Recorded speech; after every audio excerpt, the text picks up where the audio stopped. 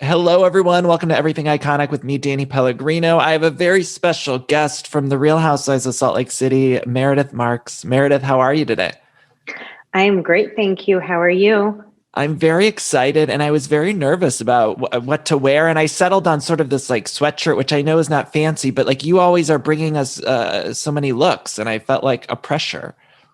Well, you shouldn't feel pressure because I think you look very cute. But yeah, I love fashion. It's fun. Okay, the face mask, Meredith. Tell me how did that come about? I loved it. So yeah, I did too, obviously, or I wouldn't have done it. There were a lot of factors that came into that face mask. I had done that took place at the end of February, and a couple weeks before was New York Fashion Week, and I had done a collaboration doing the jewelry for Christian Cowan in his Fashion Week show in New York. And I'd say, I don't know, at least half a dozen of the models came out with these, crystal mesh masks on, which he last season used a ton of crystal mesh in his collection. It was very, very cool. And when I saw them come out and kind of knowing where things were sitting in my world at that point in time, I was like, wait a second, this is perfect. This is like my protection, my disengagement, my everything and fashion all rolled into one. And it was kind of like, I was very nervous about COVID very early on because I have a production office in Hong Kong. So I knew, so I was sort of like, it will be kind of cool because it's a little bit of foreshadowing. Of course, I didn't really understand the magnitude or I wouldn't have made light of it, but None of us did back then. So. But it was ahead of its time. Have you worn it again during this pandemic? I have not, because I really have been pretty low key during the pandemic. I have thankfully, cross my fingers, knock on wood, have not had COVID. And I have been trying to live my life as normally as I can in terms of business. Socially, of course, it's very calm and quiet, but I have had to travel and do things. And so I really am pretty cautious on the social front because I'm trying to stay healthy and safe. That's good. And how are you feeling with the season? Now you've wrapped. What's it been like? This is your first season on Housewives. How are you feeling now that the season is over? We still have the reunions, but how are you feeling? Yes. So I feel like I got a great education in so many different ways.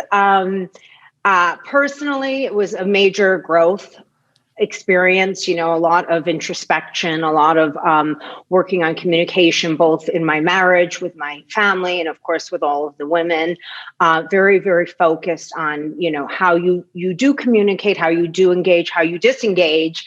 Meredith, I love when you use, I at first I was like, I wasn't into it. And then now I want to hear you every single episode talk about engaging or disengaging or not engaging. I love it. Well, I think it's important to know, there are times where it works and times where it just doesn't work and you're fighting an uphill battle and there's no point. Like, spare yourself the nastiness and just forget it. So, so that to me was a very big deal. And also I had not really watched very much reality TV prior to this. I really had watched right before we started, I tried to watch one episode from each franchise of Housewives to try to get a gist of what it was. And that was definitely not the best way to do it. I should have watched at least a full season of one, but I didn't know, I was learning. And so now I feel like I understand a lot more about even just what was going on because I get the process a little bit more of just how it all works. Right. And so, yeah, I learned a lot. For sure. I want to go back to something you just said about protecting. And I thought you said something so profound in the finale where you said you needed to protect your space. And to me, that's like such a big lesson. And I just found it wonderful. Have you always had that sort of instinct of like, I need to protect my space, my positive energy and all of that? I mean, I'd like to say yes, always, but no, it's always something I've been aware of. And there are a lot of times where I say, oh, no. And I kind of second guess myself.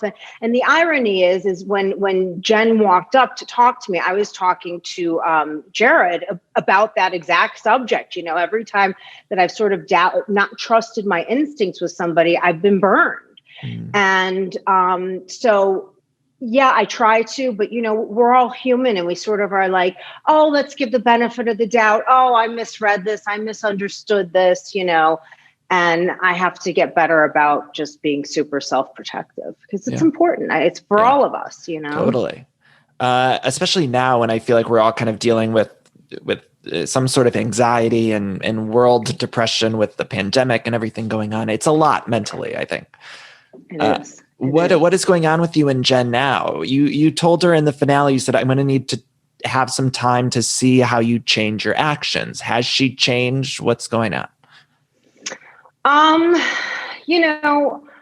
have seen certain things change and other things that have not. I definitely need to protect my space. That has not changed. I don't know. I think she is trying, but again, I have to see. Only time will tell through actions. You can apologize 1,000,001 times and you can, acknowledge wrongdoing and you can ask for forgiveness and everything else. But at the end of the day, what's done is done. And it's about how are you going to behave moving forward towards someone. Right. And that's it. We watched it as an audience and it often felt like Jen went from 0 to 100. And I wondered, being in those moments, whether it be at Sharif's birthday party or the Vegas dinner that you guys did you guys eat that night at the dinner? No. You guys didn't no. Get the food? Oh my God. But did you feel, what were you thinking in those moments? Did you know that Jen can escalate in that way? Does that make sense?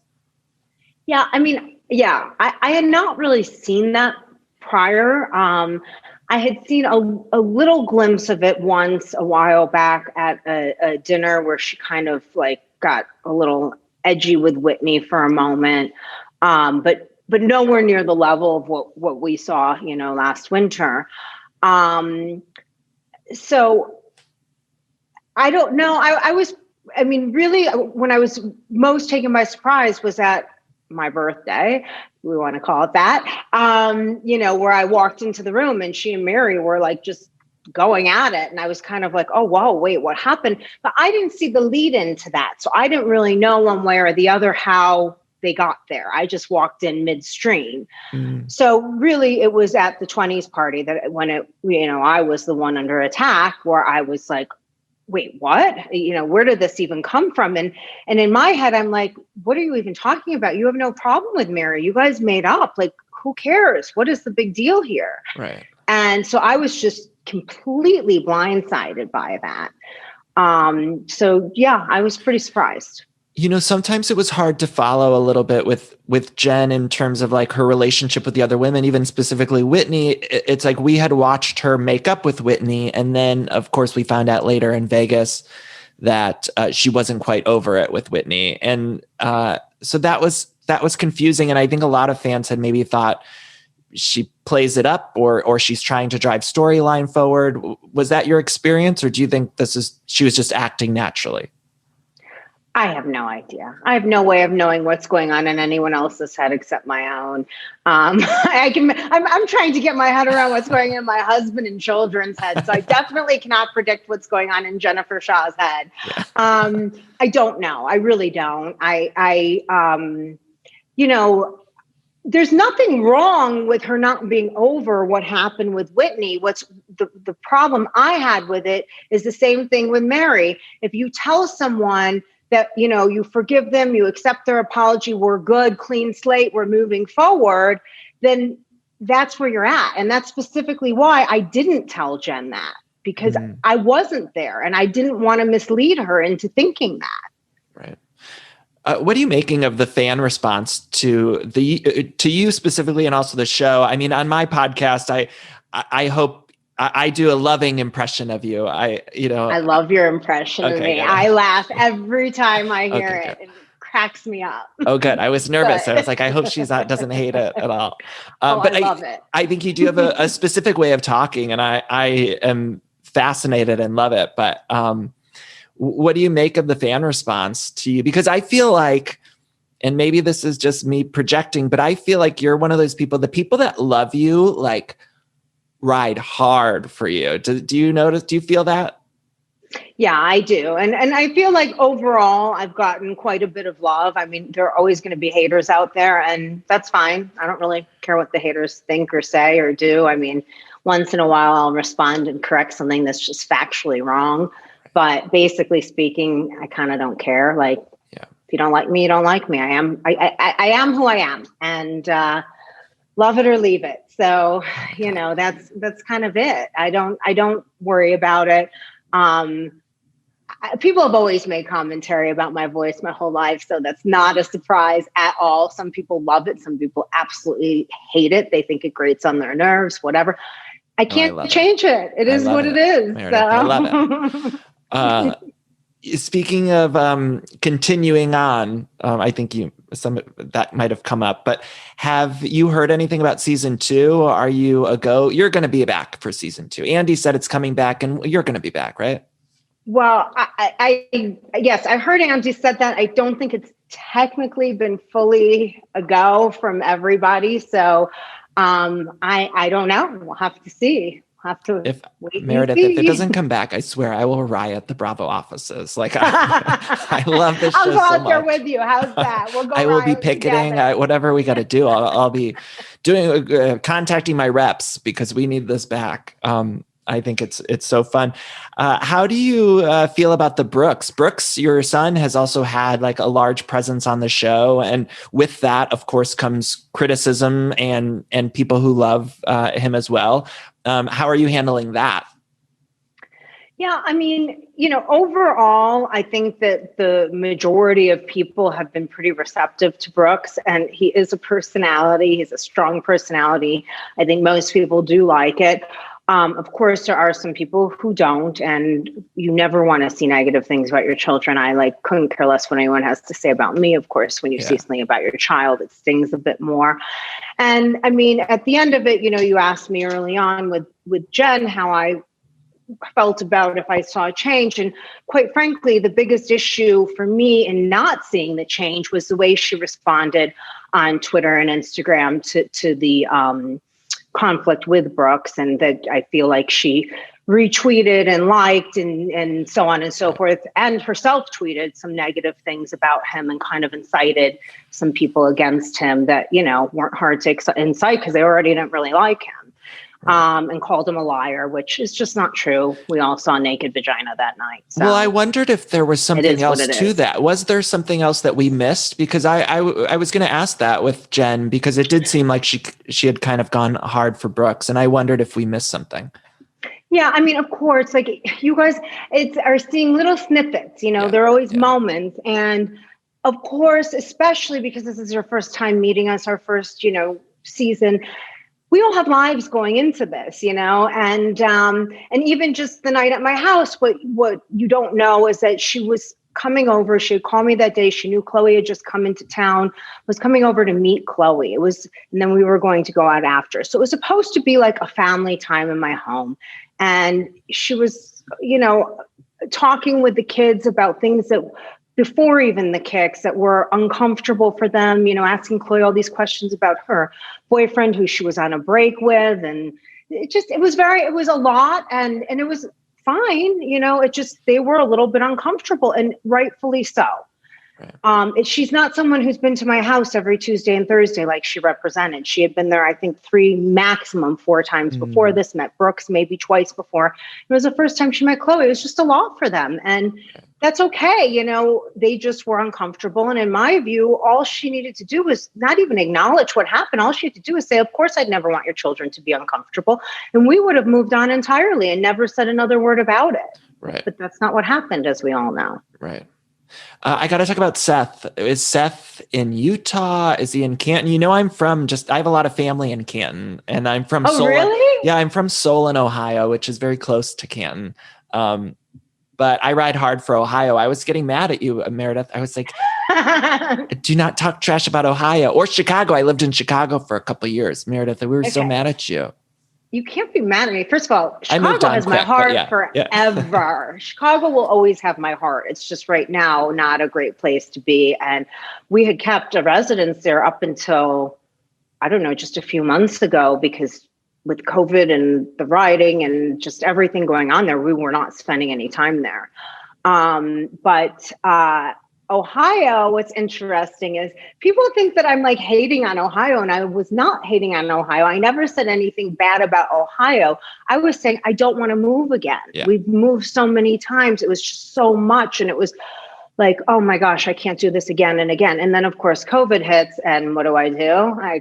He's in Ohio. What am I? And he's in essentials. He never shut down his business. So who's sitting at home in quarantine? Me. Who's got to go to Ohio? Me. So that's what happened. So he's in Ohio. He's in Canton right now. Yeah. So he's part-time there, part-time here. So he'll be here on, well, he just called. He was supposed to come tomorrow. Now he's going to have to come in on Saturday. So he'll spend about 10 days here, and then he'll go back there for, a week or two, and then come back and forth. Meredith, I got to imagine it must have been very difficult to relive the times you two had gone through on the show. I mean, we saw there was a specific moment where you guys were in a bedroom hugging that really felt like so raw to me. And as I was preparing for this interview, I was thinking, oh my God, I couldn't imagine watching a moment like that I have with my boyfriend on TV. So what was it like watching it back? Yeah. So I watched that several times, and I cry every single time. I don't ever want to watch it again because I don't want to cry anymore. But it's intense. It's very intense. I think it was watching everything back was a lot harder on me than it was on Seth. He was very much like, oh, who cares? We've moved on, whatever, let it go. And it was a harder struggle for me for some reason. I don't know why, maybe because it was more, focused on me than on him. Mm-hmm. I don't really know.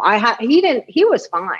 Yeah. I had a much harder time going back. And also I have to really pay attention. He really doesn't, he can kind of watch the show lightly, not pay that much attention. I'm like intense. I'm like, I've got to watch again and again and again. And it's like, you keep replaying it over and over.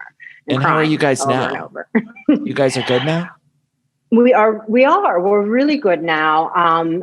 I think we're honestly in the strongest place we have been, and we just keep getting stronger and more connected. This is, we have had some time apart, but we're probably at a point right now where I am really, here for the winter, and it's high season. I have to be here. I've done what I can in Ohio for him, and, done what I could do to be there for him. But now he's got to make the effort to come here for a bit, which will always be a little bit more stressful just because, when it's off season here, it's very easy for me to go somewhere else. For him, it's never easy.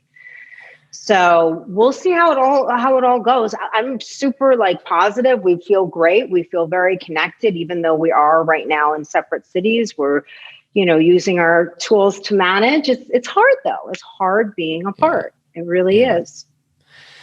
Switching gears a little bit, I love my Heather Gay, and it was so nice to see you guys have a moment. I think it was the only time, forgive me, maybe it happened before, but in the finale, you guys had a scene together and it was really sweet. And I hope we see more of your relationship. How are you guys?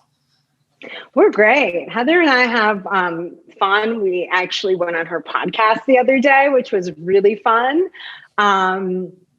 It's good.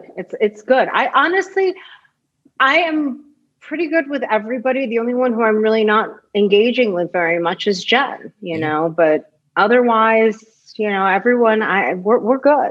Don't engage with her. I don't need to engage until I'm ready. What about the Mary of it all? Now, this is a question that comes up a lot, and I don't know if you're even going to be able to answer it. So forgive me, just tell me to shut up if you're not able to. But there has been a lot of speculation in terms of Mary not being a housewife, and then was added late as a housewife, and so had to film some scenes after the season wrapped, and that's why she was in the closet so much, and not appearing at the group vacations. Can you clear any of that up? What I can tell you is she was always a housewife. Okay. She was always a housewife. I can't really get into details of how things unfolded. That's sort of Mary's story to tell on her own, but she was always a housewife. Right. We wanted her on the vacation. I wanted her, even though I loved the vacation. Me too. How it was, but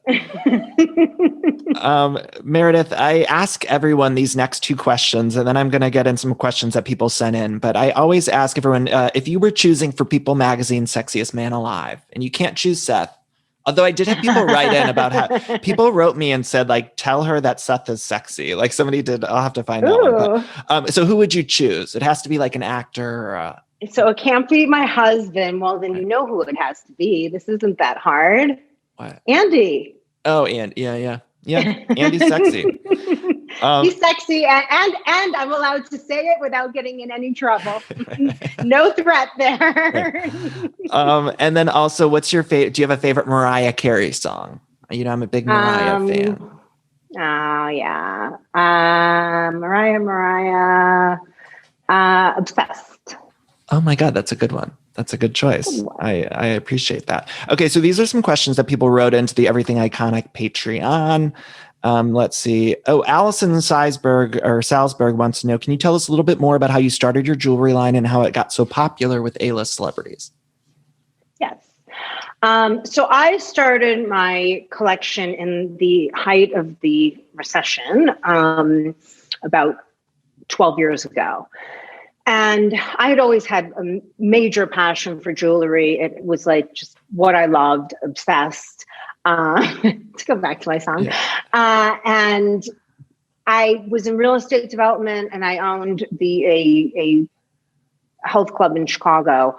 And I was mugged one morning, and I was like, I'm not doing anything I want to be doing. I'm selling everything. I had 3 small children. And so I got rid of all of the projects I was working on. I sold everything in as-is condition, so on and so forth, which was a blessing in disguise because we all know the market crashed right after. Right. And I kind of took time off. I was day trading at home with the kids, and the markets were crazy. Everything was crazy. The world was falling apart. And I thought, I want to do what I love. And so I took classes at the GIA, which is the Gemological Institute of America, and kind of dove in head first. I went with Seth. He had a business trip to Hong Kong and India, and I know a lot of the stones are sourced there. And so I started learning what I was doing, and that was it. And everyone thought I was insane because nobody starts a luxury business in the height of the worst recession of our lifetime. But it's what made it easy because the barriers to entry were much lower. People needed business, and I was not carrying any inventory going in. So I was able to run things very lean and do it. And then with the celebrities, a lot of it started actually from a boutique that I sold to a long time ago in LA. Where they shopped, and like I know Chelsea Handler, Courtney Cox, they were big boutique? Clients there. Satine. Okay. Do you remember? They had several locations, but it's a long time ago. It's like 10 years ago. What was the health club in Chicago? It was right across the street from Gibson's. Okay. Rush. Okay. Upstairs. Yeah, I used to live in Chicago this was around 2007, 8-ish. I had just closed. Okay. Yeah, because that's when I lived in Chicago. In about 2005. Okay. So, So I just it started with that. And then, of course, you learn how the game works and you start reaching out to stylists and, learning how to place things and editors. And that's Did you really work with a stylist this season on Housewives, or did you kind of cultivate all your looks on your own, or how did that work out? For the most part, on my own. I had someone help me very early on, and then I kind of felt like I wasn't really getting my exact vibe that I wanted for myself, and so then I did a lot of stuff after that on my own. Brooks helped me quite a bit with things, and then at like some of the things at the tail end, more like the shoot for the intro and stuff like that. By then I had a stylist helping me, Matthew Alexander, who is still helping me now. Do you have a favorite look from your confessionals? Probably the pink dress because, it's my favorite designer and I love pink. So There you go. Laura McCallum wants to know, would you ever consider making a jewelry line with more accessible pricing? Yes, and that is something I am working on. I have a couple things in the works right now that will be exciting for people along those lines. Yes. Right. Working on it soon. Give me a little time. Things are a little slow with COVID right now. It's a little bit harder to get things done than normal, but it is in the works. You know, you and Lisa had a little kerfuffle. I don't know if is that a word? That's a word. How are you guys doing now? She was a little upset that, you know, you hadn't maybe revealed so much about your relationship with Seth to her. Yeah, I saw that she was upset. We're fine. I mean, Lisa and I are good. We don't, you know, have a problem. We are friends. We love each other. You know, issues arise between friends and you discuss them and resolve them and come to terms with whatever it is. When I saw Lisa's comment on that, on one hand, I did feel a little bit badly because that's never pleasant being in a group environment. But on the other hand, I was kind of like, well, this isn't really about you. It's about me and my family and doing what was, you know, right for my family. And so I kind of was like, well, how did this turn into something about Lisa rather than about me and Seth? So I get it, though. It's, you know, I probably would have felt the same way for a fleeting moment if I were on the other side of it. And it was fleeting. She was fine. Like, we're fine. You know, it was not like she was holding, I think she was just kind of talking herself through it. And Lisa does a lot of talking herself through things. Like, she's very verbal. And if she has a problem, she likes to talk her way out of it. And so that's, to me, kind of just what it was. I didn't think much of it. This is a very important question, Meredith. Irina Katz wants to know, why did the fire and smoke alarm go off during the water leak? What's the connection? That was so funny. That was beyond. I was just like, this is, I mean, I couldn't have planned it on the morning of a fashion show, you know? So what happened was the toilet in Chloe's bathroom, I guess, had like a bad wax ring or whatever. And it started leaking, and we didn't know, you know, because she wasn't in town. And so all of a sudden the smoke alarm's going off. And what happened was, I guess the water had dripped all the way down to the lower level. You know, we had a whole other level below what you guys saw. Okay. And there was a smoke alarm. And as soon as the water got into the alarm, it just wouldn't stop. And I was like, what is going on here? Are we under siege? It felt like just like a moment you couldn't even script, like a comedy writer couldn't even script anything that funny. Was no. Emily Gaish or Gosh wants to know, was Lisa really driving that slow when you guys were on the track? Was she slow? So, yeah, she was. But I think from what she told me, she had, I guess her instructor said, do you want to do a technical lesson? And she said yes. So I think she kind of intended to drive slow because she was kind of like learning technique. I don't know. I'm not really a driver. You know, I was pretty proud of myself in that moment. Who did you think was the shadiest? Watching the whole season back, you're watching everyone's confessionals. Was there one woman that you thought, man, they really went hard in their confessionals that upset you? I mean, the shadiest towards me, we all know, is obviously Jen. Like, that's not up for debate. I don't know that I was like shocked by anything in her confessionals. I mean, there were a couple things where I was just kind of like, oh, well, really? Okay. You know, whatever. But by the time we got to, you know, seeing all this, it was sort of, I was at a point where, nothing's going to really surprise me there. But she was definitely the shadiest to me, for sure. Okay, tell me about the reunion. I think the trailer we got for it looks amazing. I'm so excited. The set also, I feel like not enough people are talking about how beautiful the set is because it looks like a Hallmark Christmas movie. Like, it looks so good. It was insane. It was gorgeous. Like, when I walked out there, I was just astounded, and it was like, it is amazing. It is like amazing. They threw the Orange County Housewives. Orange County Housewives were in like a warehouse somewhere. There was no set design, and then Salt Lake City, I'm like, oh my god, this is a beautiful snowy set. Yeah, it's gorgeous. And I think people will talk more. I think that, when you're looking at those previews, they're so quick, right? And everyone's just like trying to get the gist of, wait, what's going on? And even me, I'm looking and watching and I'm like, did I really say that? Like, cause you don't remember, it's a long day, you're like, did I really say that? I don't know. But yes, I did. And so I think it's just so quick. And when it actually airs next week, people will have a huge appreciation for it because it was insanely beautiful. And was it nerve-wracking? How did it all go, the reunion? I was very nervous going into it because I really didn't understand all that much of what to expect, which I don't think anyone really could until you do it. But so yes, I was very nervous. I had no idea what to expect. I had no idea how, everyone else was kind of going into it, where their heads were at on everything, because, you hear so many things and you talk to one another, but it's like, you're like, are they just kind of playing a head game with me, or are they telling me the truth? You don't really know.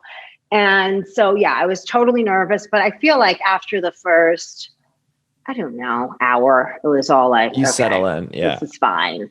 This is totally fine. We'll survive. Right. Meredith, before I let you go, is there anything else you want to clear up from the season or let people know, or anything you want to promote? Well, of course, I always want to promote my brand. Yeah, Why wouldn't I? MeredithMarks.com. And we have my store in Park City, which is amazing and fun and has some items, a lot of Can we order online? Can we order? So most things are available online. We have a few things in the store that we haven't put online yet. Just because we did, we did some hashtag blessed on that one. Sweatshirts and t-shirts and stuff like that. And I did a really small quantity to make sure everything was right first. So we didn't even put those online yet. We will though when we get the bigger delivery. So yeah, of course that. And clearing things up. I mean, I think there are a lot of just kind of holes in the situation by virtue of everyone not knowing us before this. And of course, like I said, because it's snippets. And so I think that things will just get filled in more and more as we move forward, because they get to know all of us better. And I don't know. I mean, one thing I will say is Brooks and I were not lying. That's all, that's probably the thing I would like to clear up the most. We were 100% telling the truth.